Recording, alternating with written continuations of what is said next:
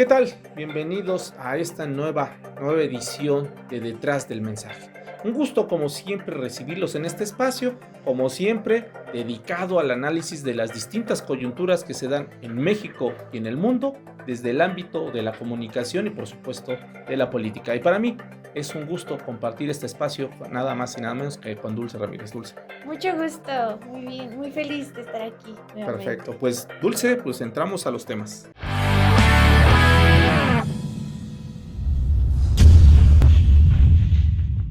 Exactamente. Ahora en tecnología.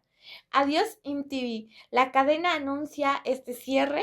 MTV es el canal que en los años 80 revolucionó la forma de comunicar la música al convertir los videoclips en una herramienta publicitaria global. Anunció el cierre de varios de sus canales musicales. Con esta decisión, la marca pone fin a una era donde la televisión marcaba las tendencias de la cultura pop. Hoy en ese papel ha pasado pues actualmente las redes sociales y a los influencers, quienes se han convertido en los nuevos mediadores para entre marcas y audiencias y marcar tendencia. Ahora, con esta nueva noticia te pregunto, ¿qué diferencia a la influencia cultural de MTV que vimos en su momento ahora a las nuevas tendencias como redes sociales, TikTok, que Ujú. se ha vuelto pues una plataforma que impulsa nuevas tendencias musicales? Mira, creo muy buena pregunta, Dulce. Para poder contestarla tenemos que entender el papel que jugó o juega todavía NTV, porque todavía no cierra sus transmisiones. NTV llega como un modelo de comunicación dedicado ¿a quién? Pues a los jóvenes. De hecho, fue el primer canal, voy a atreverme a decirlo así, que estuvo enfocado única y exclusivamente a los jóvenes, a este sector que pues había sido pues descuidado. Había canales dedicados a la infancia con las caricaturas, o sea, contenido para los niños. Había canales dedicados, digamos, a la mujer o o a los hombres, dedicado completamente a los hombres o a los adultos mayores, pero no había un canal dedicado única y exclusivamente al sector, digamos, juvenil. NTV viene a romper, digamos, todos esos paradigmas, le apuesta precisamente al público de los jóvenes, pero le apuesta con la música y sobre todo con la apuesta que tiene que ver con la música rock, un género musical que venía en auge, recordemos el auge que tiene en la década de los finales de los 60 y por supuesto toda la década de los 70 y que en los 80 precisamente pues vienen esa nueva generación, ese nuevo relevo de bandas y que NTV lo entiende muy bien y sobre todo un dato muy importante, la televisión se vuelve el medio de comunicación predilecto para todos los hogares y, por supuesto, para todo el público en el mundo. El auge de la televisión, pues lo entienden muy bien, digamos, los dueños de NTV y dicen, vamos a apostarle a los jóvenes mediante el género musical que era el que más estaba, digamos, siendo del agrado de la juventud. Vamos a apostarles en el medio de comunicación, pues predilecto y sobre todo con un nuevo género. Surge precisamente los famosos videoclips, que era el consumo de la televisión a partir de la música que te gustaba y con un género específico que era el videoclip. Cuando salen los primeros videoclips en ese sentido y el auge que tiene y el impacto que tienen los videoclips, se llegó a pensar, Dulce, que la forma en cómo íbamos a consumir música iba a cambiar. Íbamos a dejar de escuchar la radio y por lo tanto a lo mejor hasta el formato de los discos, de los acetatos y de los cassettes ya iba a ser en desuso. Iba a cambiar a los famosos formatos VHS o los formatos beta, que era lo que existía en su momento. Esa era la forma para entender esto. ¿Qué pasa con las redes sociales? Pues bueno, ¿seguimos consumiendo música? Pues sí, seguimos Sí. consumiéndola. Ahora la apuesta es distinta. Sí es distinta, ¿por qué? Porque el medio predilecto ya no es la televisión. Ahora son pues las redes sociodigitales y por supuesto internet. Y en ese sentido, pues surgen nuevos medios de comunicación que ofrecen el mismo, digamos, el mismo servicio que NTV y al público, pues joven, que es en este caso surgen plataformas como TikTok y por supuesto YouTube, que se vuelven las nuevas rocolas, los nuevos reproductores, digamos, de la juventud. ¿Entendieron muy bien estas dos plataformas lo que en su momento en TV entendió? claramente. ¿Podría considerarse que YouTube sería como la evolución de MTV? Claro que sí, o sea, YouTube va a ser la primera competencia directa que va a tener, MTV, y no solamente MTV, sino todos los distintos canales que surgen después de que ofrecen música. Recordemos que en México surge el famoso, Bandamax, ¿no? Que es Mm, un canal claro. dedicado a un estilo de música y a un público muy específico, que es aquellos, sobre todo en México, ¿no? Con el apego que tenemos a este tipo de música. Muy, muy interesante. Y por último, ¿qué lecciones deja el cierre de este canal a, pues, a otras, tal vez a otros canales o a otros, espacios? Bueno, digamos, qué nos deja el cierre de MTV? Bueno, primeramente, nostalgia para aquellos que consumíamos estos canales de música. Y segundo, pues, precisamente que no todo es perpetuo. O sea, se cree, y hay un boom en todos, digamos, todos los medios, todas las plataformas, pero llega un momento que, tiene que haber un relevo generacional, tanto mediático, en el medio de comunicación, como también del público. Y NTV no supo adaptarse al nuevo contenido, a las nuevas plataformas o por lo tanto al nuevo medio de comunicación que era Internet y por supuesto ofrecer, digamos, cosas distintas que sí ofreció en su momento. Esto es una, vamos a decirlo así, es una gran lección que puede dejar para otras plataformas, como el caso YouTube, no depende única y exclusivamente de videos, ni tampoco el caso de TikTok, pero sí a lo mejor otras plataformas que puedan ofrecer o canales que están dentro de las mismas plataformas que se dediquen, digamos, a este tipo de géneros y a este concepto. Bueno, muy interesante. Y cuéntanos, ¿tú consumías MTV y lo extrañarías? Ahora en nuestra nueva sección, publicidad. El poder de los influencers sigue creciendo. Según datos de Statista, el 32% de los consumidores en México y el 47% en Brasil han comprado un producto recomendado por algún creador de contenido o una celebridad digital. Las redes sociales ya no solo inspiran para crear contenido, sino que también ahora compramos, opinamos y también compramos marcas que apoyan nuestros influencers favoritos.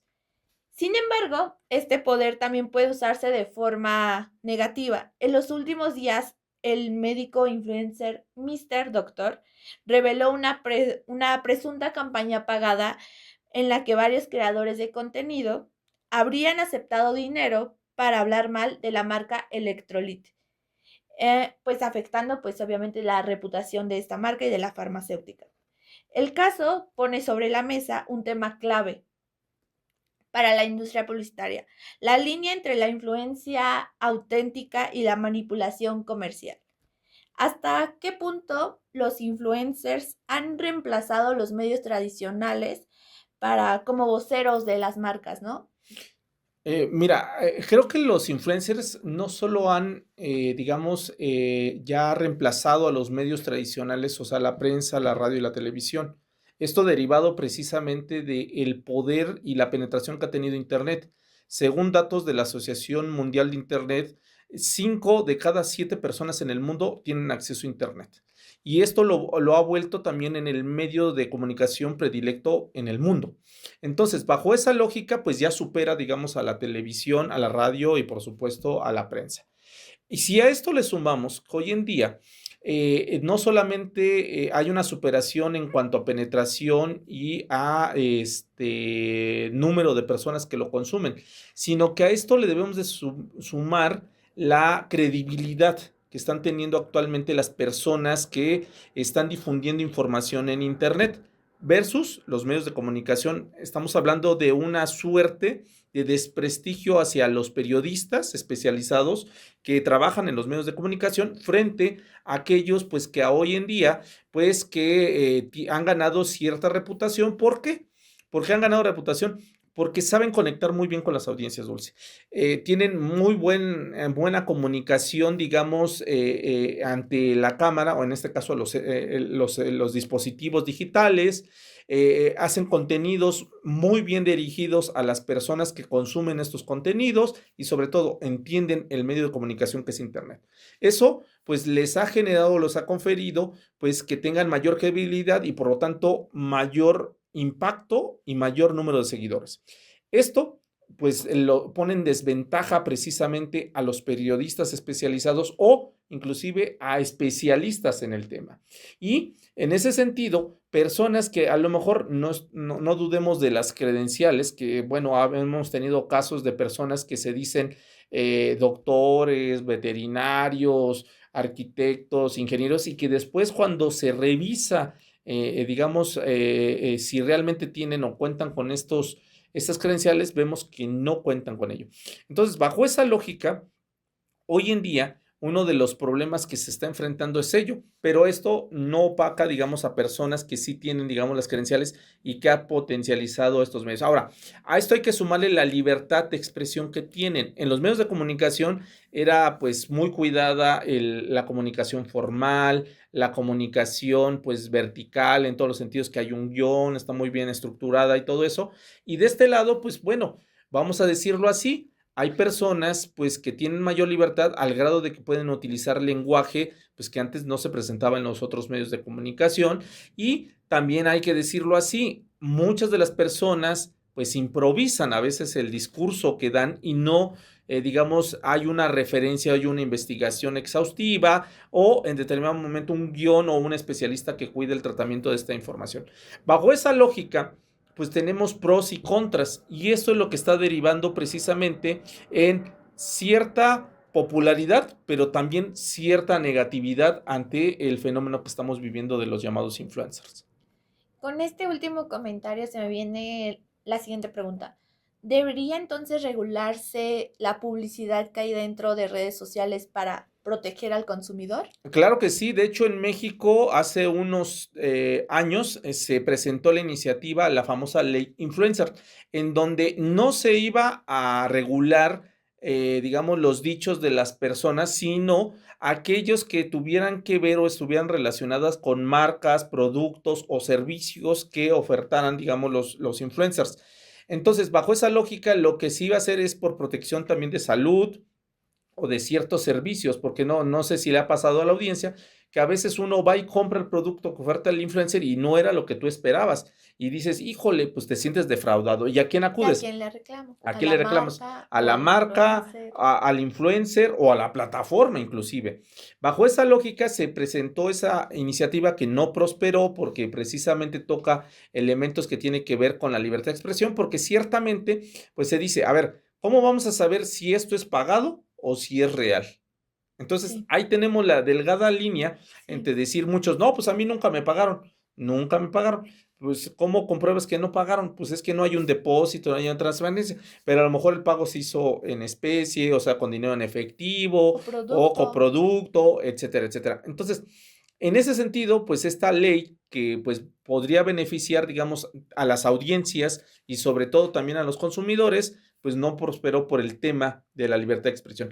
Ahora, si tú me dices desde mi punto de vista, yo soy enemigo de la regulación. Más bien aquí yo soy más, he sido un gran defensor de la educación para los medios y por lo tanto de las audiencias. Darle educación a la sociedad para que ellos distingan y digan, a ver, este influencer me dice que este producto es benéfico para cierta cosa que yo quiero. Ah, antes de comprarlo, voy a investigar. Y si ciertamente ofrece estos servicios, lo adquiero. Si no, en llegado momento, pues yo como audiencia educada, además de señalárselo al influencer, lo dejo de seguir y insto a las personas a que no sigan a esta persona porque está compartiendo información falsa. Muy, muy bien. Y regresando un poco con el caso de Electrolit, ¿qué puede aprender las marcas o las farmacéuticas en este caso sobre el manejo de reputación e influencia, ¿no? Bueno, el caso de Electrolit es muy importante porque no realizan ningún señalamiento, un posicionamiento sobre los señalamientos que se hicieron, que era un impuesto a una bebida endulzante. O sea, que es una bebida endulzante y que se hace pasar por medicamento cuando podría ser un refresco.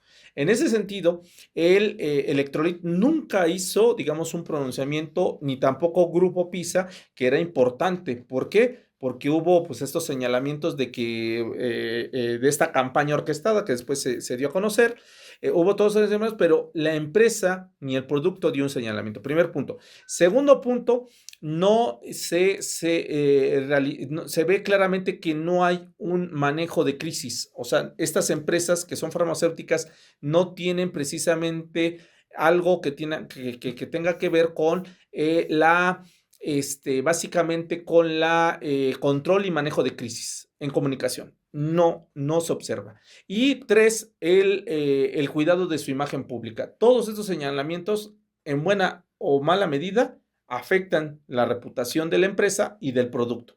En ese sentido, para resumir, esta empresa o este producto no tiene un conocimiento o un debido manejo en medios digitales, no cuenta con un plan de manejo de crisis y tampoco cuenta con un manejo de imagen pública. Muy bien, muy de acuerdo. Entonces, y cuéntenos ustedes qué opinan sobre los influencers, sobre el mal manejo de crisis que lleva la marca, bueno, la farmacéutica PISA en el caso de Electrolit. Y vamos con nuestra siguiente sección. Ahora en política, el economista canadiense Peter Howitt, ganador del Premio Nobel de 2025, advirtió que la inteligencia artificial representa una herramienta con posibilidades asombrosas, pero también con un enorme riesgo para el empleo y la estabilidad social si no se regula adecuadamente. Howitt, reconocido junto a Philip por su teoría de la destrucción creativa, explicó que en cada innovación tecnológica, desde la máquina de vapor hasta la IA, transforma por completo los modelos económicos, laborales y de comunicación. El reto actual, dijo, es lograr que esta nueva ola tecnológica no sustituya al ser humano, sino que lo complemente. En comunicación y en publicidad la reflexión es clara. La inteligencia artificial ya está cambiando pues esta manera de cómo crear mensajes publicitarios, etcétera. ¿Cómo está Ahora te pregunto, ¿cómo está transformando la inteligencia artificial la forma en cómo se comunican las marcas y los medios? Híjole, qué buena pregunta y sobre todo a raíz de esta premiación del Nobel de Economía. Es algo interesante porque proviene de economía en el tema de la comunicación. Bueno, se vincula precisamente con la IA en todos los sentidos. Recordemos que, como bien lo dice el premio Nobel, cada vez que se da un avance tecnológico hay sus afectaciones no solamente económicas, sino también comunicativas. En el caso de la comunicación, la IA, desde que apareció o se dio este gran boom hace aproximadamente 2 años, se dijo o se comentó que iba a propiciar digamos, la desarticulación de muchas fuentes de empleo, desde guionistas, editores, por supuesto, todo lo que tiene que ver con diseño gráfico, etcétera, etcétera, etcétera. Entonces, bajo esa lógica, el cuestionamiento es si realmente la IA está provocando eso o más bien yo lo he llevado a otros terrenos. La IA es la que está provocando esto o la desactualización de aquellos que nos dedicamos a la comunicación.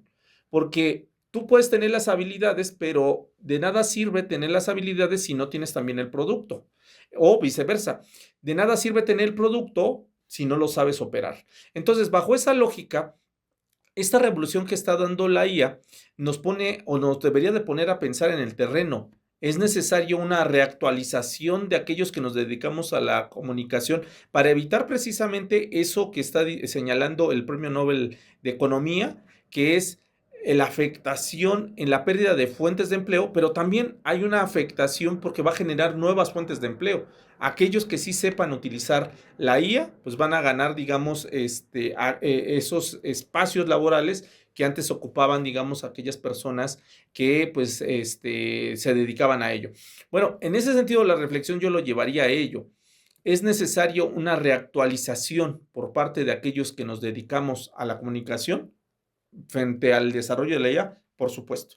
De hecho, yo soy uno de ellos. Yo en este momento estoy tomando cursos de IA, estoy actualizándome en temas de IA, porque precisamente me voy a ver, digamos, vulnerable ante aquellos que ya saben la realización y por lo tanto la operación de estos productos. Ahora, también no solamente son los egresados o aquellos profesionistas de la comunicación los que deben de actualizarse, también las universidades o los diferentes centros de educación deben de incorporar en sus planes y programas de estudio estos elementos, porque si no, van a empezar a entrar también en una crisis en la cual, pues, muchas aquellas personas que quieran estudiar, digamos, comunicación, no lo van a hacer porque van a decir: "Mejor me meto a estudiar programática que tenga que ver o elementos que tengan que ver con la IA", y esas carreras, pues, van a empezar a entrar en crisis, van a perder alumnos, y no solamente, alumnos, es un efecto dominó. Va a haber pérdida también de docentes, porque ya no va a haber tantos grupos, y por lo tanto,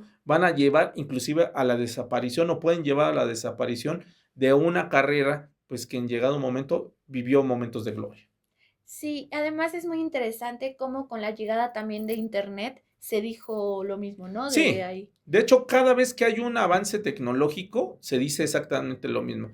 Pero, ¿qué es lo que debe de pasar? Es que nos debemos de enfrentar a la actualización de los egresados y profesionales, y no solamente eso, que se contemple en las carreras que precisamente están, digamos, afectando estas nuevas tecnologías, y con ello garantizamos o se garantiza el desarrollo precisamente de la transición laboral de los futuros egresados.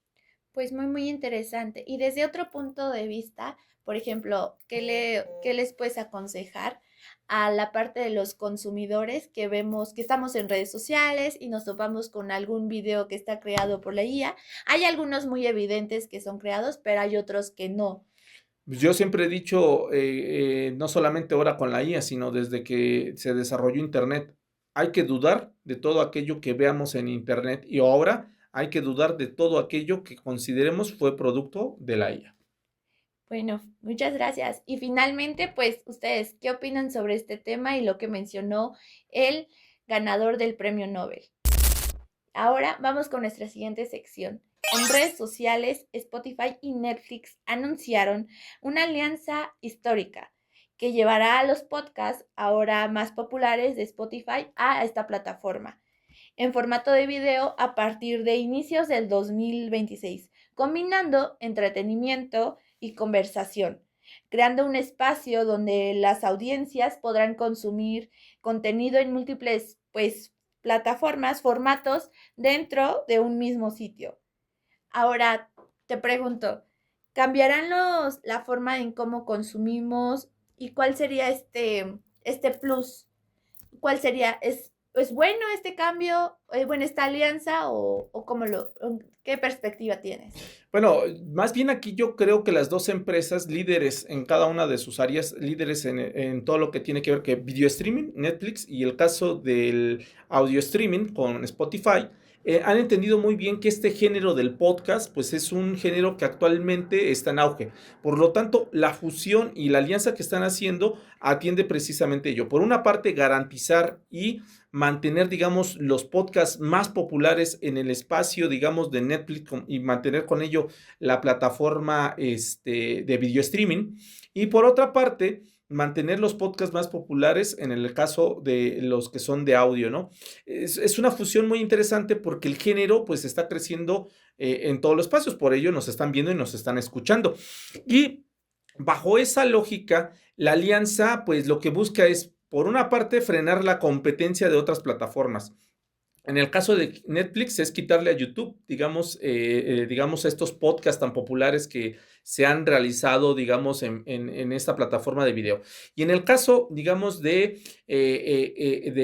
Spotify, pues bueno, ya vienen muchísimas otras plataformas. Está desde Amazon Music, está el caso de el propio Apple Music, etcétera, etcétera. Y qué ha hecho o qué está haciendo Spotify, pues aliarse con el mayor monstruo, digamos, del video streaming y con ello unir fuerzas frente a las demás plataformas, y es una alianza desde mi punto de vista sumamente estratégica y apostando por un género que se está popularizando y acaparando, y por lo tanto es el futuro, digamos, de lo que hoy es el famoso video o audio on demand. Además, es muy interesante cómo primero Spotify se unió con ChatGPT para esta nueva actualización de consumir contenido de acuerdo a tus intereses, algo muy personalizado, y ahora lo vemos con Netflix, ¿no? Ahora, y está este gran monstruo por el otro lado, ¿no? Que ya está sumando como, pues, peleas Ujú, y ujú. vemos varios entretenimientos de... Entonces, pues sí, es muy, muy, muy interesante.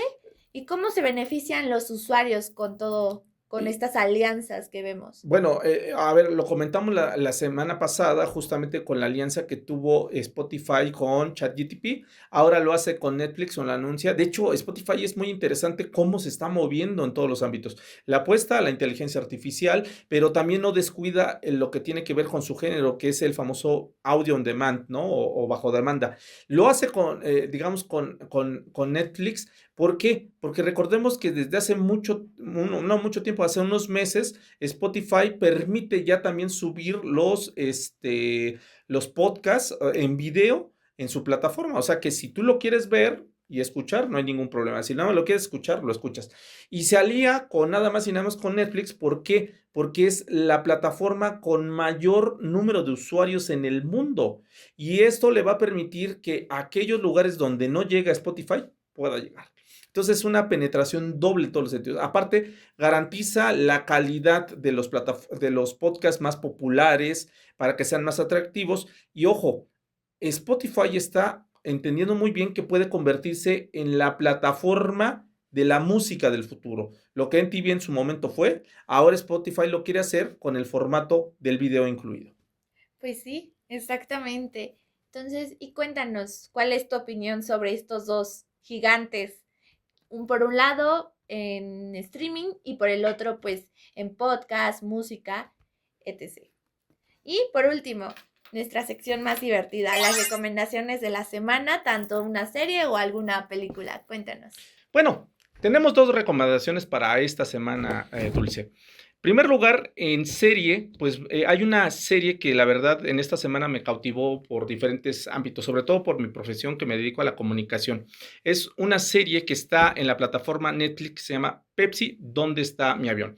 Narra básicamente un reto que surgiera en una campaña publicitaria de esta marca de refrescos, donde básicamente tú ibas juntando a partir de taparroscas o de ciertos productos e ibas a un centro de canje y obtenías un producto. El gran premio, vamos a decirlo así, que había en esta campaña, pues era un jet F-21 del ejército en los Estados Unidos que decía que si obtenías 7 millones de corcholatas, podrías, digamos, obtenerlo.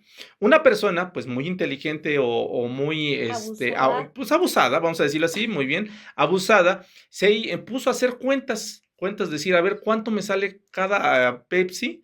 ¿Y cuánto sale, digamos, ese jet? El jet es de más de 21 millones de dólares.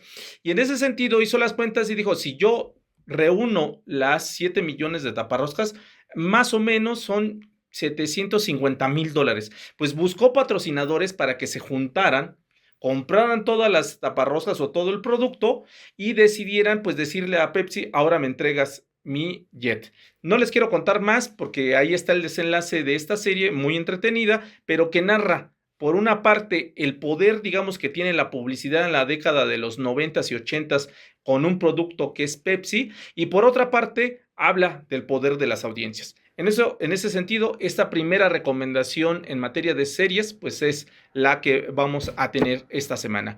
Y ahora vámonos al caso de las películas. Bueno, no es una película muy nueva, pero es una película que vi hace, bueno, digamos en este año, que está en la plataforma Prime y se llama Los Juegos de la Muerte. Es una película básicamente que narra pues todos aquellos retos virales que se dan en las redes sociales y que pueden conducir básicamente a la muerte. Y en ese sentido, la protagonista de esta película pues inicia básicamente investigando la muerte de su hermana. Y la muerte de su hermana, ¿qué se debe? Pues básicamente a uno de estos retos que derivan pues básicamente en esta tragedia. Y la hermana pues no solamente se queda con eso, sino empieza a investigar quién está detrás de ello. La película es muy interesante porque fusiona precisamente esta parte documental, pero a la vez también fusiona elementos que tienen que ver con las redes sociodigitales, con el poder que tienen las redes sociales y el impacto, y sobre todo el trasfondo de quién es el responsable o quiénes son los responsables que están detrás de estos retos virales que hoy en día se dan en las redes sociodigitales. Dulce, para mí serían estas recomendaciones de la semana. Pues muchas gracias, Luis Ángel, porque se me hacen unas grandes recomendaciones en torno a redes sociales y a comunicación y estrategia de manejo de crisis en publicidad. Bueno, pues en ese sentido están las recomendaciones. Gracias. Y cuéntenos, ¿ustedes lo verían? Y si las ven, pues déjenos su opinión. Muy bien, pues bueno, con ello concluimos este noticiario y los invitamos como siempre a seguirnos en nuestras distintas redes sociales, a darle like, por supuesto, a comentarnos y por supuesto a suscribirse a este canal. Soy Luis Ángel Hurtado, titular y por supuesto también co-conductor de este espacio. Nos vemos y nos escuchamos en el siguiente episodio.